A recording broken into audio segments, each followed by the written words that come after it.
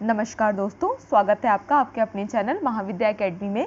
हम UP triple SC मुख्य सेविका के लिए प्रैक्टिस सेट की सीरीज देख रहे हैं, जिसमें हमारा प्रैक्टिस सेट नंबर 9 का लास्ट पार्ट है। इसके बाद हम प्रैक्टिस सेट नंबर 10 को स्टार्ट करेंगे। अब तक हम 8 प्रैक्टिस सेट कंप्लीट कर चुके हैं, जिनके वीडियोस आपको चैनल की प्लेलिस्ट में मिल जाएंगे। तो आज का फर्स्ट क्वेश्चन देखते हैं। ब्रेल भाषा इनके द्वारा प्रयोग की जाती है, इनमें से किसके लिए? बोलने में बाधा, सुनने में कमी, देखने में कमी, या इनमें से कोई नहीं। ठीक है, तो इसका क्या आंसर होगा? देखिए, आप सबको पता होगा, जो ब्रेल भाषा है इसका प्रयोग उन बच्चों को पढ़ाने के लिए किया जाता है जो देख नहीं सकते हैं। ठीक है, तो आंसर आपका होगा इनमें से कोई भी नहीं, क्योंकि कोई भी उससे संबंधित नहीं है ऑप्शन यहाँ पे।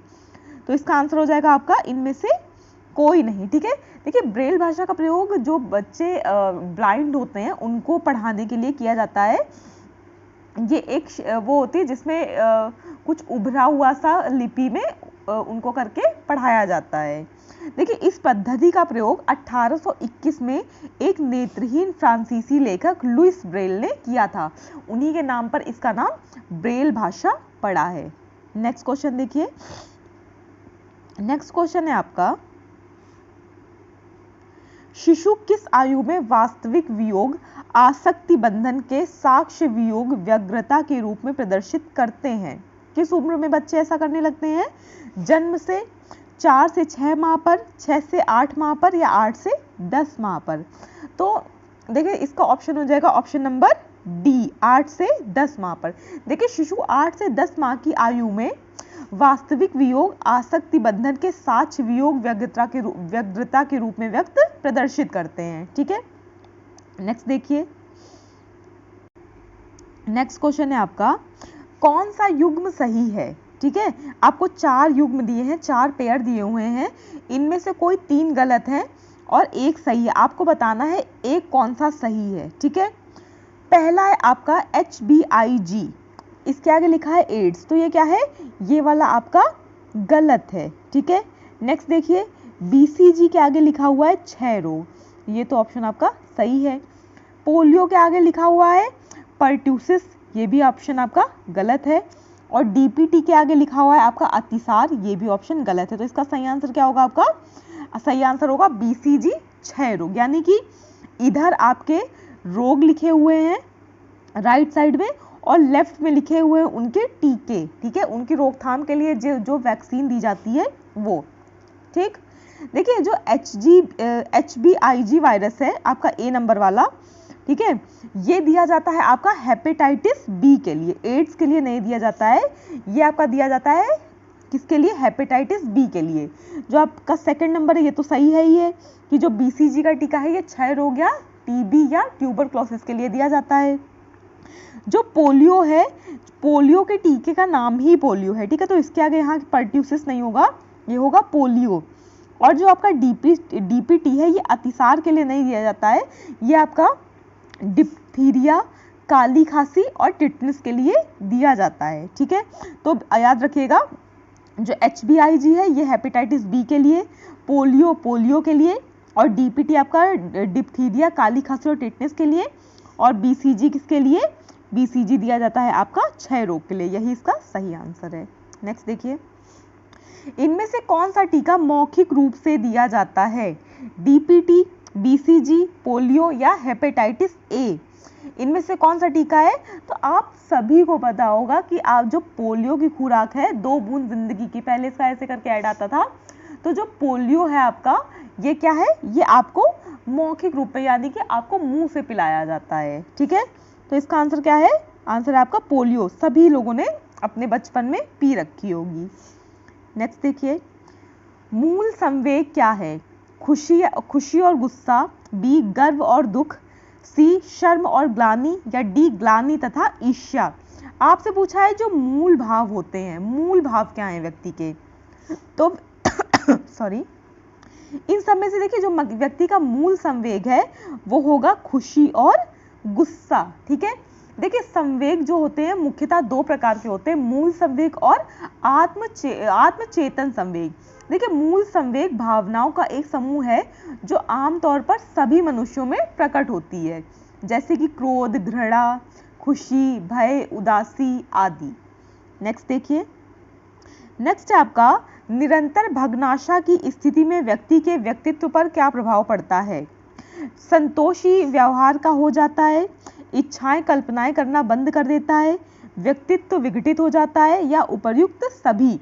तो अगर व्यक्ति निरंतर भग्नाशा की स्थिति में रहता है तो उसके शरीर मतलब उसके व्यक्तित्व पर क्या प्रभाव पड़ता है, व्यक्ति क्या हो जाता है, विघटित हो जाता है, यानी कि उसका जो मेंटल, फिजिकल, हर तरह से उसके जो व्यक्तित्व है उस पर प्रतिकूल प्रभाव पड़ता है। ठीक है, देखिए यदि एक व्यक्ति निरंतर भग्नाशा की स्थिति का सामना करता है तो उसके व्यक्तित्व पर प्रतिकूल प्रभाव पड़ता है और उसका व्यक्तित्व विघटित हो जाता है और वह मानसिक रूप से विक्षिप्त भी हो सकता है।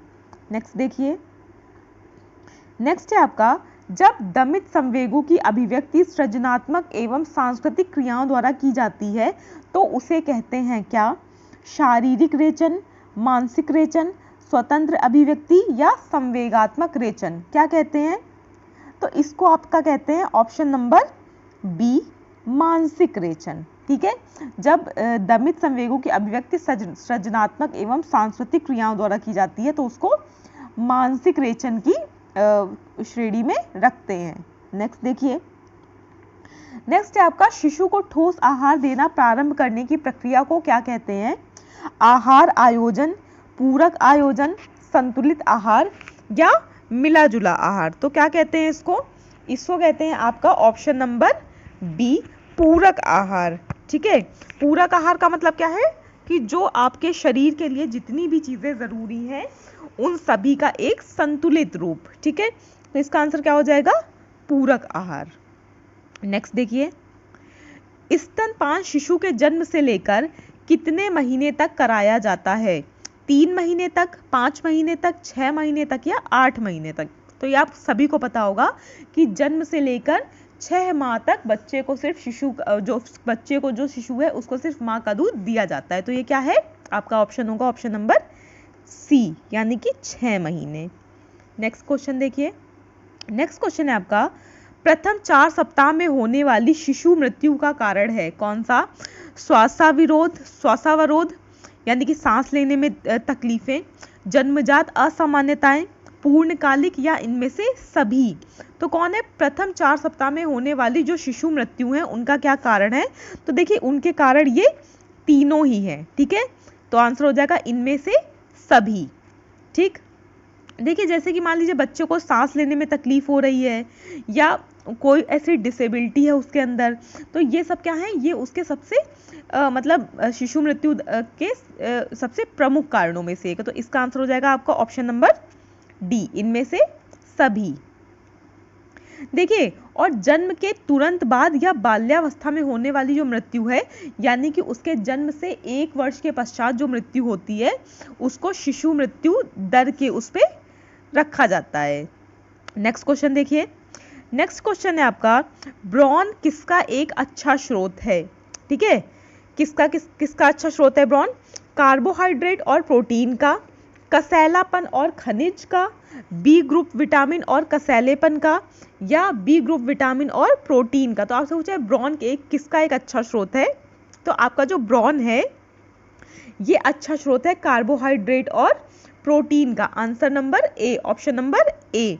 ठीक है, देखिए ब्रॉन सामान्य रूप से गेहूं के छिलके तथा कुछ अन्य खाद्य पदार्थों जैसे मक्का, ज्वार के छिलके को कहा जाता है। और ब्रॉन कार्बोहाइड्रेट, प्रोटीन तथा फैटी एसिड का एक अच्छा स्रोत है। साथ ही इसमें फाइबर की भी उच्च मात्रा पाई जाती है। ब्रॉन क्या होता है, जो आपका गेहूं, ज्वार, बाजरा है, मक्का है, इन सब का जो छिलका होता है वही होता है आपका ब्रॉन। नेक्स्ट देखिए, नेक्स्ट है आपका प्रोटीन की घटती हुई मात्रा के क्रम में निम्नलिखित खाद्य पदार्थों को व्यवस्थित कीजिए। यानी कि आपको ऐसे व्यवस्थित करना है कि जिसमें सबसे अधिक मात्रा है प्रोटीन की, फिर उससे कम प्रोटीन की मात्रा, फिर उससे कम, फिर सबसे कम। ठीक है, तो इसका ऑप्शन क्या होगा, देखिए दालों में सबसे अधिक प्रोटीन होती है, ये आप सभी को पता होगा। तो सबसे पहले देखिए ऑप्शन नंबर 2 किसमें सबसे ऊपर है, तो ऐसा आपको एक ही ऑप्शन ही दिख रहा है, ऑप्शन नंबर ए। ठीक है, तो सबसे पहले क्या आ जाएगा, सबसे पहले फर्स्ट नंबर पे आ जाएगा आपका मूंग दाल, सेकंड नंबर पे आपका ऑप्शन के हिसाब से आ जाएगा हरी मटर, थर्ड नंबर पे आ जाएगा आपका सूजी, और फोर्थ नंबर पे आ जाएगा आपका शकरकंद। यानी कि मूंग दाल में सबसे ज़्यादा प्रोटीन होगी, उसके बाद आपकी हरी मटर में सबसे ज़्यादा प्रोटीन होती है, उसके बाद सूजी में सबसे ज़्यादा प्रोटीन होगी, और सबसे आखिरी में आएगा आपका शकरकंद। ठीक है, ऑप्शन नंबर ए हो जाएगा इसका सही आंसर। नेक्स्ट देखिए, नेक्स्ट है खाद्य पदार्थ का संरक्षण की अवधि इससे संबंधित है, किससे? जल की मात्रा से, पोषक तत्वों की मात्रा से, संरचना से, या उपरोक्त में से कोई नहीं। ठीक है, तो आपका खाद्य पदार्थ के संरक्षण की जो अवधि है वो किससे संबंधित है? ये आपकी संबंधित है जल की मात्रा से। ठीक है, देखिए खाद्य पदार्थ का संरक्षण की जो अवधि है ये जल यानी कि मॉइस्चर की मात्रा से संबंधित होती है। यदि किसी खाद्य पदार्थ में जल या आर्द्रता की मात्रा अधिक होगी तो वह खाद्य पदार्थ जल्दी खराब होता है, जैसे कि हरी सब्जियां या जो आपके रस वाले फल होते हैं। परंतु जिन खाद्य पदार्थों में जल की मात्रा कम होगी वे लंबे समय तक संरक्षित किए जा सकते हैं या रहते हैं। नेक्स्ट देखिए, नेक्स्ट है आपका भोज्य पदार्थों के परिरक्षण में प्रयुक्त होने वाले मुख्य रासायनिक पदार्थ कौन से हैं? नमक, सोडियम बेंजोएट, चीनी या तेल? तो कौन से हैं आपके भोजन के परिरक्षण में प्रयुक्त होने वाले प्रमुख रासायनिक पदार्थ? कौन सा है आपका? नमक, सोडियम बेंजोएट, चीनी या तेल? तो इसमें क्या आंसर होगा आपका? इसमें आपका आंसर होगा option number b, sodium benzoate. ठीक है, भोज्य पदार्थों के परिरक्षण में प्रयुक्त होने वाला प्रमुख रासायनिक पदार्थ सोडियम बेंजोएट है। यह जैम, जेली, सॉस, केचप आदि में प्रयोग किया जाता है। आपसे ये भी पूछा जा सकता है कि जो आपका जैम, जेली और सॉस, केचप वगैरह है इनमें से कौन सा पदार्थ प्रयोग किया जाता है? तो ये है आपका सोडियम बेंजोएट। ठीक है, नेक्स्ट देखिए, नेक्स्ट है आपका आंत्रेतर पोषण का अर्थ क्या है? नासिका नली से भोजन कराना, नस द्वारा भोजन कराना, अनुपूरक पोषण या सूखा भोजन? इनमें से क्या मतलब है? आंत्रेतर पोषण का अर्थ क्या है? तो ये क्या है? इसका मतलब होता है नासिका नली से भोजन कराना। देखिए बीमारी की दशा में रोगी जो व्यक्ति जो है वो मुंह द्वारा आहार नहीं ग्रहण कर पाता है क्योंकि भोजन चबाने व निगलने में काफ़ी कठिनाई होती है। ऐसी परिस्थिति में क्या किया जाता है? ऐसी परिस्थिति में विशिष्ट विधियों द्वारा भोजन दिया जाता है। रोगी को भोजन देने की विशिष्ट विधि नासिका नली से भोजन कराना आंत्रेतर पोषण कहलाता है। देखिए क्या किया जाता है कि एक नली होती है, एक रबड़ का पाइप टाइप का होता है पतला सा, उसको व्यक्ति की नाक द्वारा उसके पेट तक पहुंचाया जाता है और फिर उसी से जो आपके तरल आहार है वो उस नली से डाले जाते हैं जो व्यक्ति के सीधा पेट तक पहुंच जाते हैं। नेक्स्ट देखिए, नेक्स्ट है आपका एक साधारण महिला की अपेक्षा एक गर्भवती महिला को प्रोटीन, लौह और फोलिक एसिड की कितनी अतिरिक्त मात्रा की आवश्यकता होती है? निम्नलिखित से चुनिए। आपसे पूछा है एक जो कॉमन महिला है यानी कि जो अपनी प्रेगनेंसी में नहीं है और एक महिला जो प्रेग्नेंट है, दोनों में मतलब उसको किस चीज़ की आवश्यकता अधिक होगी? ठीक है, जो प्रेग्नेंट वुमेन है उसको इनमें से किस चीज़ की आवश्यकता अधिक होगी, कितनी अधिक होगी पूछा है। ए है आपका 10 ग्राम। देखिए ये तीनों चीज़ की कौन कौन सी है? जो आपका फर्स्ट वाला लिखा है कॉमा, फर्स्ट कॉमा के पहले लिखा है ये है आपका प्रोटीन, जो सेकंड कॉमा के पहले लिखा है ये है आपका लौह और जो थर्ड वाला लिखा है वो है आपका फोलिक एसिड। चारों ही ऑप्शंस में। ठीक है, ऑप्शन नंबर ए है आपका 10 ग्राम, 30 ग्राम और 100 ग्राम। ऑप्शन नंबर बी है आपका 15 ग्राम, 38 ग्राम और 400 ग्राम। ऑप्शन नंबर सी है आपका 15 ग्राम, 8 ग्राम और 300 ग्राम। और ऑप्शन नंबर डी है आपका 20 ग्राम, 10 ग्राम और 500 ग्राम। तो ये कौन सा होगा? ये है आपका ऑप्शन नंबर सी। ठीक है, जो एक गर्भवती महिला है उसको एक नॉर्मल सामान्य महिला की तुलना में 15 ग्राम प्रोटीन, 8 ग्राम लौह और 300 ग्राम अधिक फोलिक एसिड की आवश्यकता होती है। ठीक है, नेक्स्ट देखिए, नेक्स्ट है आपका उच्चतर बुद्धि के बच्चों में योनि परिपक्वता कब आती है? देर से, सामान्य समय से पूर्व, सामान्य समय पर या उक्त कोई नहीं? तो क्या आंसर होगा? इसका आंसर है आपका बी, सामान्य समय से पूर्व। देखिए उच्चतर बुद्धि के जो बच्चे हैं उनमें योनि परिपक्वता सामान्य समय से पूर्व आ जाती है। ठीक है, ऑप्शन नंबर बी। नेक्स्ट देखिए, नेक्स्ट है आपका, निम्नलिखित में से कोलेस्ट्रॉल का सर्वाधिक घनिष्ठ संबंध किससे है? दूध से, फल से, प्रोटीन से या वसा से? तो जो कोलेस्ट्रॉल है इसका सर्वाधिक घनिष्ठ संबंध किससे होता है? आप सभी को पता होगा कि कोलेस्ट्रॉल सर्वाधिक घनिष्ठ रूप से किससे संबंधित है? वसा से। ठीक है, कोलेस्ट्रॉल वसा का एक रूप है। ठीक है, और ये प्राणी जगत में स्टीरॉल के रूप में पाया जाता है। ये जरूर याद रखिएगा कि ये प्राणी जगत में किस रूप में पाया जाता है? स्टीरॉल के रूप में पाया जाता है। नेक्स्ट देखिए, नेक्स्ट क्वेश्चन है आपका, विटामिन ए की कमी से प्रकट होने वाला सबसे पहला लक्षण निम्नलिखित में से कौन सा है? तो ऑप्शन ए है आपका ज़ीरोफ्लैथेलमिया, बी है आपका कैरेटोमलेशिया, रतौंधी या ऑस्टोमलेशिया। तो विटामिन ए की कमी से प्रकट होने वाला सबसे पहला लक्षण निम्नलिखित में से कौन सा है? ये है आपका ऑप्शन नंबर सी, ये है रतौंधी। ठीक है, देखिए विटामिन ई की कमी से प्रकट होने वाला सबसे पहला लक्षण रतौंधी है। देखिए रतौंधी क्या होता है?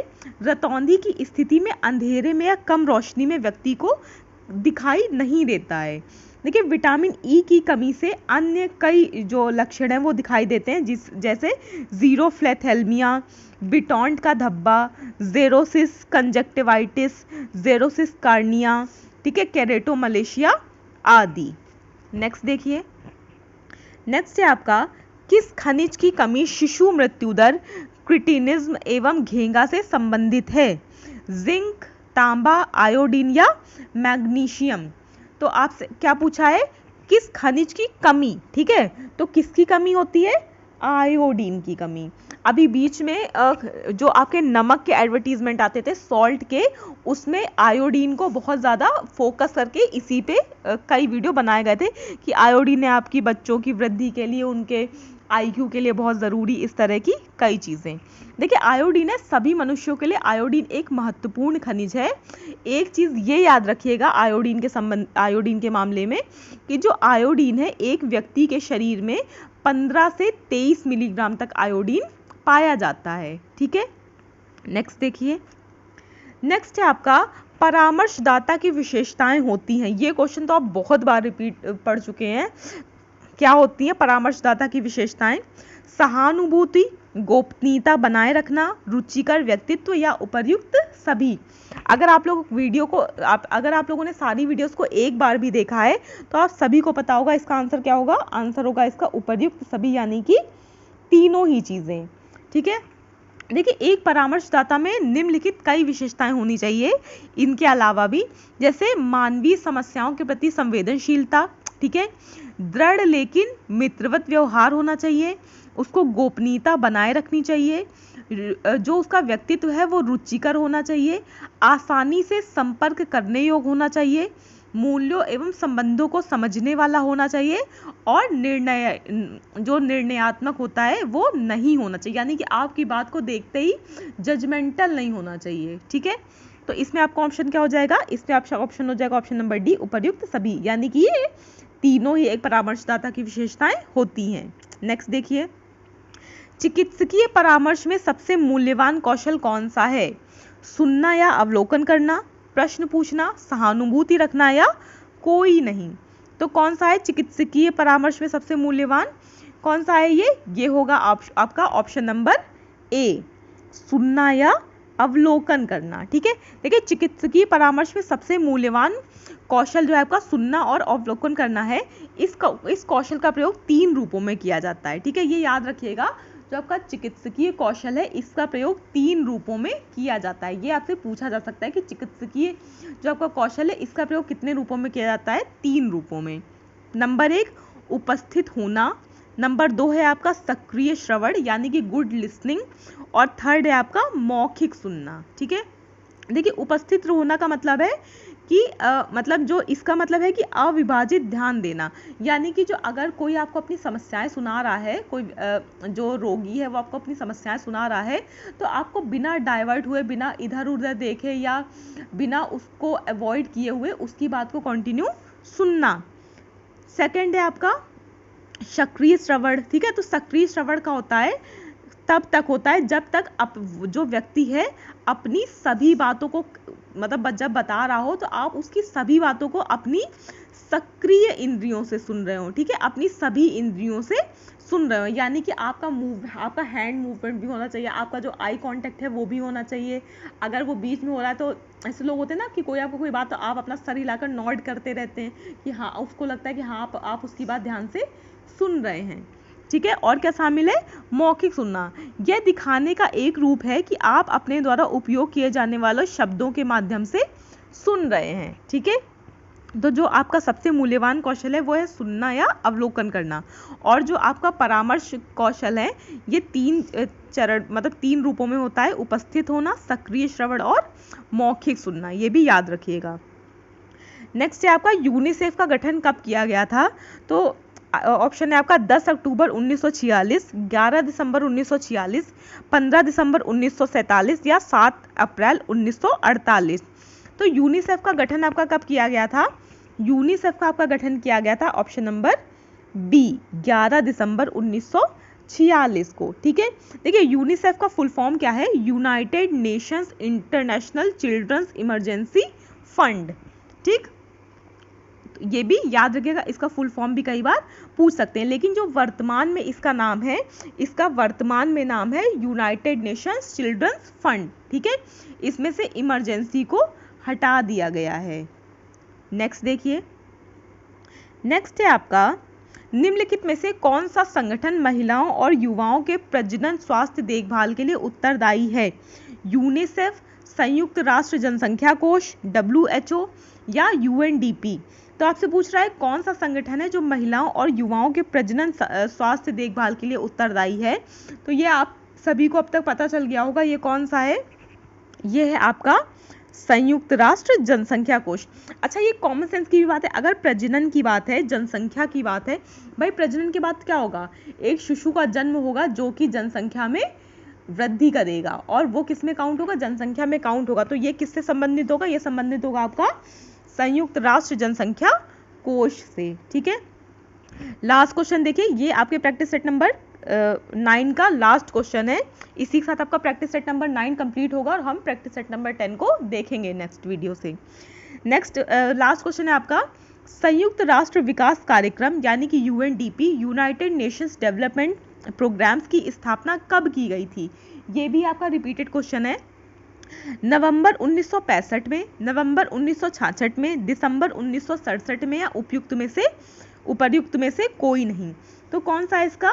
इसका आंसर है आपका ऑप्शन नंबर ए, नवंबर 1965 में। जो आपका संयुक्त राष्ट्र विकास कार्यक्रम है UNDP की स्थापना नवंबर 1965 में की गई थी। इसका मुख्यालय न्यूयॉर्क सिटी अमेरिका में है, ठीक है। एक चीज़ ये याद रखिएगा, इंपॉर्टेंट है, आपसे पूछी जा सकती है कि जो UNDP है इसका मुख्यालय या इसका कार्यालय कहाँ है, हेडक्वार्टर इसका कहाँ है? तो वो है न्यूयॉर्क सिटी अमेरिका में, ठीक है। इसी के साथ आपका प्रैक्टिस सेट नंबर 9 कंप्लीट होता है। अब आपके इस बुक के अकॉर्डिंग आपके 6 प्रैक्टिस सेट बचे हुए हैं। इस बुक में टोटल 15 प्रैक्टिस सेट थे, जिसमें से 9 हमने कंप्लीट कर लिए हुए हैं। 6 प्रैक्टिस सेट बचे हैं, जिसको आपके हर प्रैक्टिस सेट को 25-25 क्वेश्चन करके 4 पार्ट में कंप्लीट कर दिया जाएगा बहुत ही जल्दी। इस वीडियो को ये जो बुक है इसकी सीरीज़ को कंप्लीट करने के बाद हम एक नई सीरीज़ स्टार्ट करेंगे, जिसमें हम कंप्लीट थ्योरी, मुख्य सेविका का जो सिलेबस है उसकी कंप्लीट थ्योरी, कंप्लीट उसके 1 लाइनर क्वेश्चन जो उसके पॉइंटर्स हैं और उससे रिलेटेड जो करंट अफेयर है, और जितने भी इस बुक को के अलावा जितने भी क्वेश्चन सिलेबस से बन रहे हैं आपको सभी कंप्लीट कराए जाएंगे, ठीक है। ये सीरीज़ आपकी जो होपफुली जो नई सीरीज़ है इस बुक को कंप्लीट करने के बाद जो आपका पेट का एग्ज़ाम है उसके बाद से कंटिन्यू होगी। तो इस वीडियो को देखने के लिए thank you so much. Please channel को लाइक, शेयर और सब्सक्राइब करना मत भूलिएगा। Thank you.